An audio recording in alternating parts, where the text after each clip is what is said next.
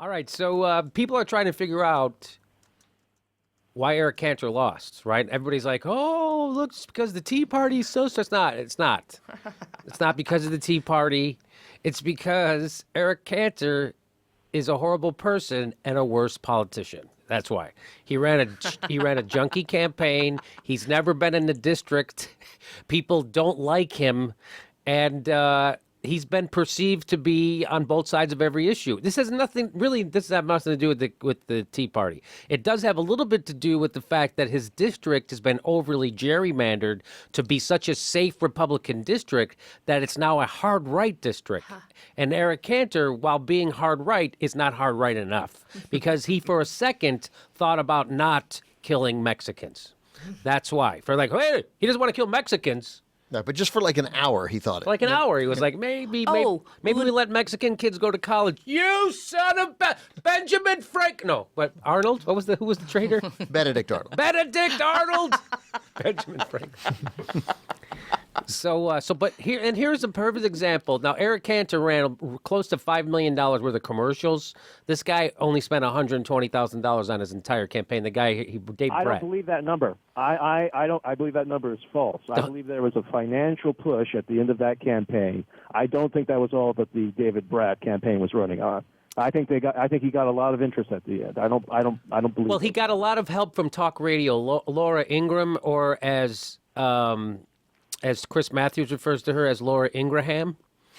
I refer to her as Laura Ingram. I'd like that to catch on. I like Laura Ramming. I think we should try that for a while. So I think he got a lot of help from them. Ingram's vocal cords are in her nose. Yes. So here's the problem with Laura Ingraham.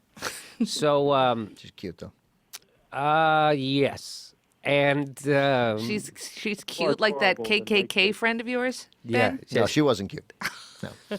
So here's the commercial that Eric Cantor, here's one of the commercials that Eric Cantor was running to try to position this guy who's to his right. Dave Brat was more conservative than Eric Cantor. And this is how he tried to smear him as a liberal. Ready? Here's how he tried to portray him. Ready? I approve this message. College professor David Brat is running against our conservative congressman, Eric Cantor. But Brat worked on Democrat Governor Tim Kaine's Council of Economic Advisors, while Kaine tried to raise our taxes by over $1 billion on cars, insurance, and income. Now, liberal David Brat is running for Congress as a Republican. Liberal college professor, Tim Kaine advisor, Republican? Come on, Professor. You've got to be kidding. Well, Who did the music score for that commercial? Is that a Casio keyboard from the 1980s? Yeah. Yes, I think that was. Good ear. That was really nice. That's perfect pitch. Thank you. That was a tune that came in my garage band when I got my Macintosh. Anyway, that's the problem with Eric Cantor, right? He thought that he could just spend a bunch of money, lie about his opponent, like he lies about everything, right? And that the people would buy it, like they've always bought it. And by the way, his polling was so off. They had his internal polling had Eric Cantor winning by 34 points. Yeah, they were off by. They were off by 45 points.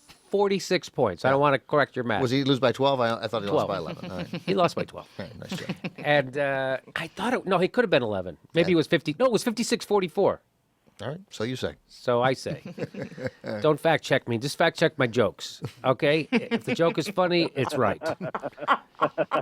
So this is why Eric Cantor lost. By the way, he was so absent from his district, right? He spent so much time in steakhouses in Washington, D.C. with lobbyists that he wasn't even in his district on the morning of the election. He wasn't, you know where he was? He was at a Starbucks in Washington, D.C., holding a fundraiser with other lobbyists that morning. Wow. That morning. That's what he was doing.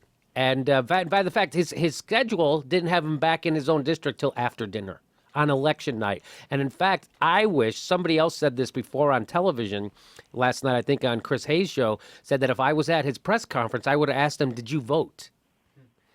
Because they don't think he voted. I don't think he might have. Maybe he absenteed. He might have absenteed it. He might have absenteed it. But I think he probably thought like a bunch of Cantor supporters thought, which is that I don't have to vote. Like it's over. But that's why you have a poll. Yeah, well, that's why. That's- But the poll said he was up by 34 points. That's why you pay someone Yeah. to be your pollster to be good at it, and they weren't. They were only off by But that poll did have a plus or minus error rate of 40%. Yeah, that's right. So, wow. Hey, Jimmy, it's like their pollsters were telling the Republicans what they wanted to hear. Yeah, go figure. So yeah. I like the. So this is the result of that, and the Mitt Romney and by the way, they were talking about this last night on television, and they made the point again. I heard this, I didn't believe it, but they made the point pretty vehemently that yes, indeed, Mitt Romney was surprised he did not win.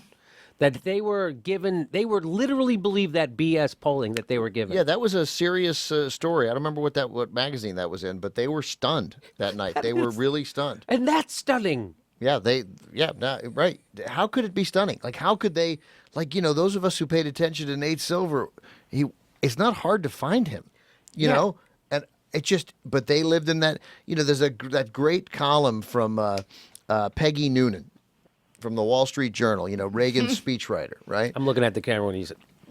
And Peggy Noonan wrote a piece like 2 days before the election where she said, it's worth finding this column.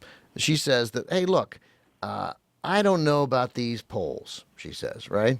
But she says, but I've been hearing from people in Ohio and Florida, and they're seeing a lot of Romney signs.